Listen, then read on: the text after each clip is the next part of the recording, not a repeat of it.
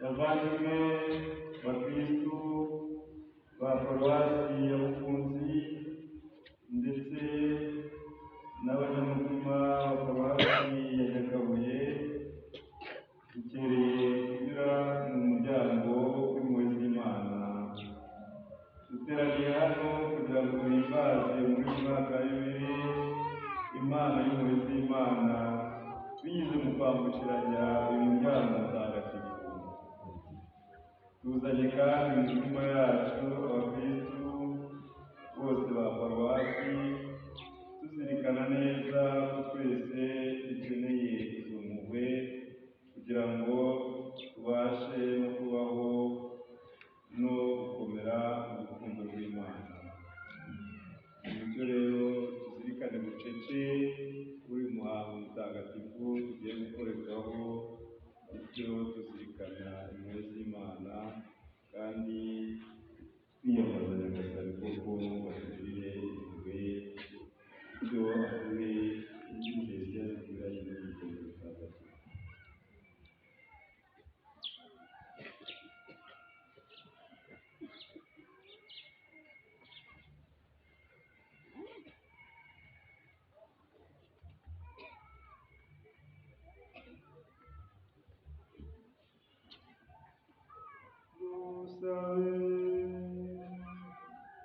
Nyagasani Mana yacu mugenga, ubwigenge nyakuri ushaka guhuriza abantu bose mu muryango umwe rukumbi,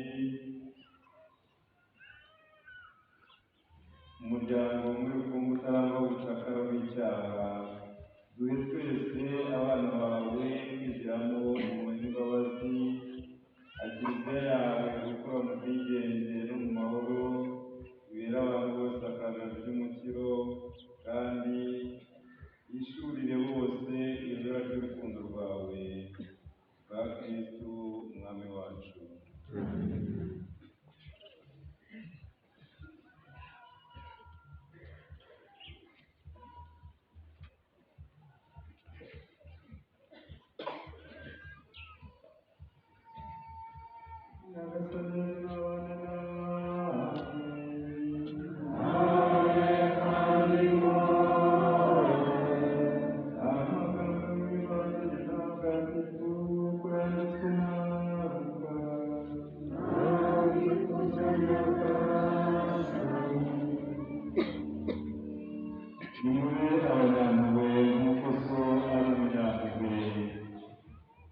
Ntimugashinje abandi namwe mutazashinjwa, ntimugacire abandi urubanza namwe mutazarucirwa, nimubabarire abandi namwe muzababarirwe, mujye mutanga namwe muzahabwa. Ikibo gishimishije gitsindagiye gishimishije gishishikaje nicyo bazabuzuriza, kuko igipimo mugeresha ari cyo muzasubizwamo. Iyo nizazinaga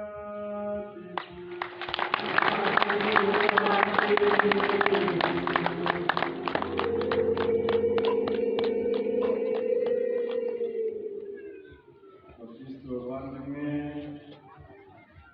uru rugendo nyobokamana rwongera kutwibutsa icyo Imana yadukoreye mu buzima bwacu, kuba turiho nuko tubeshejeho n'impuhwe zayo. Yesu ati mube abanyampuhwe nk'uko so ari umunyampuhwe. Uyu munsi ni wo kuzirikana impuhwe twagiriwe, kugira ngo natwe dutange icyo gisubizo. Twese turabizi ko impuhwe z'Imana ari zo zitubeshejeho, kandi turabizi ko dukeneye impuhwe z'Imana kugira ngo tubeho. icyo rero Yesu atwifuzaho uyu munsi ni ugutanga natwe izo mpuhwe, ni ukugirira abandi natwe izo mpuhwe. Turabifuriza rero kuronka indurugesiya nyinshi muri uru rugendo nyobokamana mwakoze, cyane cyane muzirikana yuko buri wese yifuza kandi akeneye impuhwe z'Imana. Ni muri ubwo buryo rero buri wese anahamagariwe kuba umunyampuhwe, kugirira impuhwe mugenzi we, ari uwo babana, ari umuturanyi we, ari umuvandimwe we, uwo basangiye imibereho y'ubuzima bwose bwo ku isi. Akaba uyu munsi ahamagariwe kurangwa n'impuhwe kuri mugenzi we. Mu rugendo nyobokamana kandi turaboneramo umwanya mwiza wo kwakira indurugesiya zikomoka kuri urugendo nyobokamana wari witeguye neza kugira umutima wo kweza kugira ngo imisazi zawe zikomane zikakingurirwa. Azaniramo ingabire zinyuranye zirimo kwisubiraho, kubabarirwa, gukira n'izindi zose dukeneye kugira ngo turusheho kuba abantu beza kandi bazima abakristo beza. Igihe rero kugaragazwa n'ikimenyetso cyo guterwa icyubahiro n'ikimenyetso cyo kwisubiraho, cyo gususurwa.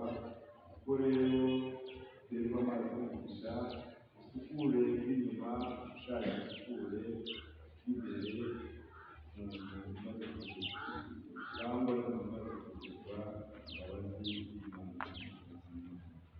Bityo ugire umuryango w'impuhwe z'Imana nk'ikimenyetso cyo kubabarirwa n'Imana, kandi nk'abasukure bakiriye izo mpuhwe z'Imana.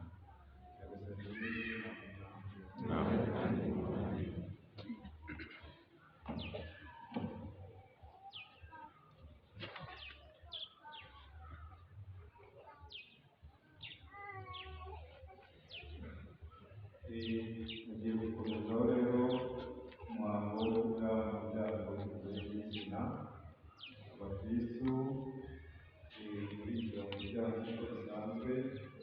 Izi mpande zombi turabona amazi y'umugisha, turajya tunyura hagati yacu. Ubwo turahagarara dufasha kuririmba indirimbo ya